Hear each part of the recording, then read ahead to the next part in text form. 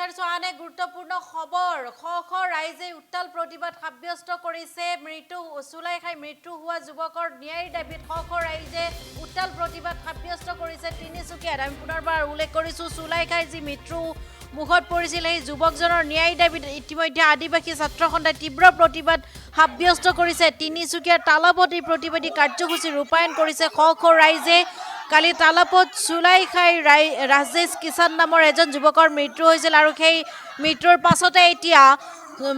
আদিবাসী ছাত্ৰ সন্থাই তীব্ৰ প্ৰতিবাদ সাব্যস্ত কৰিছে তিনিচুকীয়া তালাপত প্ৰতিবাদ কাৰ্যসূচী ৰূপায়ণ কৰিছে এতিয়া খ ৰাইজে চুলাইখাই ৰাজেশ কিষাণৰ মৃত্যু হোৱাৰ পিছতে এনেদৰে তীব্ৰ প্ৰতিবাদ সাব্যস্ত কৰিছে তিনিচুকীয়াত ৰাষ্ট্ৰীয় ঘাইপথ কঁপাই তুলিছে খ ৰাইজে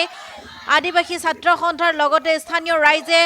ৰাষ্ট্ৰীয় ঘাইপথ কঁপাই তুলিছে এনেদৰে তীব্ৰ প্ৰতিবাদ সাব্যস্ত কৰিছে ৰাজেশ কিষাণৰ মৃত্যুৰ ন্যায়ৰ দাবীত এনেদৰে তীব্ৰ প্ৰতিবাদ সাব্যস্ত কৰিছে যুৱকজনৰ ন্যায়ৰ লগতে প্ৰশাসনক বাৰম্বাৰ চুলাই ভাটি বন্ধ কৰাৰ দাবী জনাইছে প্ৰতিবাদকাৰীসকলে পুনৰবাৰ উল্লেখ কৰিছোঁ কালি তালাপত চুলাইখাই যি ৰাজেশ কিষাণ নামৰ এজন যুৱকৰ মৃত্যু হৈছিল আৰু সেই মৃত্যুৰ পাছতে এতিয়া আদিবাসী ছাত্ৰ সন্থা উত্তাল হৈ পৰিছে আৰু লগতে স্থানীয় ৰাইজে খ ৰাইজ ওলাই আহি ইতিমধ্যে তীব্ৰ প্ৰতিবাদ সাব্যস্ত কৰা পৰিলক্ষিত হৈছে আৰু তাৰ পিছত কোনো কাণসাৰ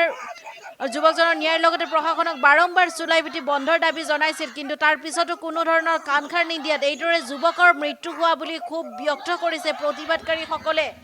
প্ৰায় 2 ঘণ্টা সময় ৰাষ্ট্ৰীয় ঘাইপথ অৱৰোধ কৰি ৰাখে প্ৰতিবাদকাৰীসকলে চুলাই ভাটি বন্ধ কৰা যুৱকৰ ন্যায় পৰিয়ালক উচিত ক্ষতিপূৰণৰ দাবী এই প্ৰতিবাদ সাব্যস্ত কৰিছে প্ৰতিবাদকাৰীসকলে চুলাইখাই মৃত্যুৰ মুখত পৰা সেই যুৱকজনৰ নাম ৰাজেশ কিষাণ আছিল আৰু এই ৰাজেশ কিষাণৰ এই মৃত্যুৰ ন্যায়ৰ দাবীত এনেদৰে প্ৰতিবাদ সাব্যস্ত কৰিছে আদিবাসী ছাত্ৰ সন্থাৰ লগতে স্থানীয় খ ৰাইজে এনেদৰে তীব্ৰ প্ৰতিবাদ কৰি পৰিৱেশ উত্তাল কৰি তুলিছে পুনৰবাৰ উল্লেখ কৰিছোঁ কালি তালাপত যি চুলাইখাই ৰাজেশ কিষাণ নামৰ এজন যুৱকৰ মৃত্যু হৈছিল আৰু তাৰ পিছতে এতিয়া এনেদৰে ক্ষোভ উজাৰিছে স্থানীয় ৰাইজ লগতে আদিবাসী ছাত্ৰ সন্থাই এই সন্দৰ্ভত মন্তব্য আছে আমি মন্তব্য আগবঢ়াইছোঁ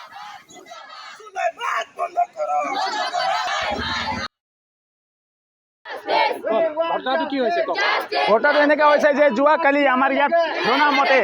অবৈধ চুলাই বিক্ৰী কৰি পেলাই ইয়াত আমাৰ আদিবাসী মানুহসকলক চুলাই মদ খুৱাই পেলাই যি এটা ষড়যন্ত্ৰ চলাই আছিলে সেই ষড়যন্ত্ৰ চলতে আমাৰ আপোনালোকৰ ওচৰত আজি এটা ডেড বডি পৰি আছে আমি বাৰম্বাৰ পুলিচ প্ৰশাসনক জনাই আছো যে কেলে এনেকৈ অবৈধ চুলাই মদ এই অঞ্চলত বিক্ৰী হৈ আছে কিন্তু পুলিচ প্ৰশাসন আজিলৈকে এইটো উচিত ন্যায় দিয়া নাই আজি সেইকাৰণে আজি আমি ৰাইজ হৈ পেলাই আমি ৰাজপথত আমি ওলাই আহিবৰ কাৰণে বাধ্য হৈছোঁ আমি জাষ্টিছ বিচাৰিছোঁ কেলে অবৈধ চুলাই মদ এইবোৰ কেলে ইয়াত বিক্ৰী হৈ আছে কেলে এইবোৰৰ কাৰণে ন্যায় পোৱা নাই আমি আদিবাসী ছাত্ৰ সন্থা আমাৰ আদিবাসী মানুহবোৰকে বুঢ়াক নেকি আমাক আদিবাসী মানুহবোৰক আমাক বুঢ়া বনাই পেলাই চুলাই মদ খুৱাই পেলাই আমাক খতম কৰিবৰ কাৰণে বিচাৰিছে আমি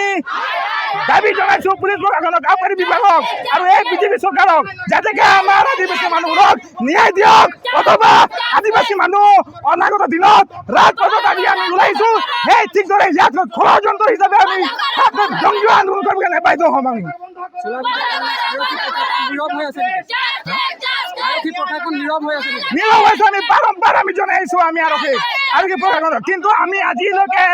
আৰক্ষী প্ৰশাসন আমাৰ এইটো কোনো ন্যায় দিয়া নাই আজি অবৈধভাৱে চুলাই বিক্ৰী হৈছে কিন্তু আৰক্ষী বিভাগে এইটো একো কৰা নাই আমাক কিন্তু আমি জাষ্টিছ বিচাৰিছোঁ আমাৰ এজন ডেথ হৈছে কিন্তু ইয়াত আৰু যে কিবা হয় এনেকৈ আৰক্ষী প্ৰশাসনত দায়বদ্ধ হ'ব অসম চৰকাৰৰ দায়বদ্ধ হ'ব হিমন্ত বিশ্ব শৰ্মাৰ দায়বদ্ধ হ'ব আজি আমাৰ এই চুলাই মদ বিক্ৰী হোৱাৰ কাৰণে আমাৰ এটা ভাই আমাৰ ইয়াত ডেড বডি ইয়াত পৰি আছে আপোনালোকৰ চকুৰ আগত আমি বিচাৰিছোঁ আমাক এইটো ন্যায় লাগে আমাক কাৰণ চুলাই মদ যদি ইয়াত বিক্ৰী নহয় তেতিয়াহ'লে আদিবাসী মানুহে চুলাই মদ খাব কাৰণে নাহিব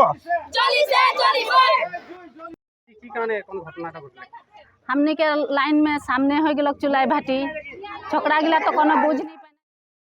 যিকোনো খবৰৰ বাবে যোগাযোগ কৰক 7099017330 লগতে 7099017110 নম্বৰত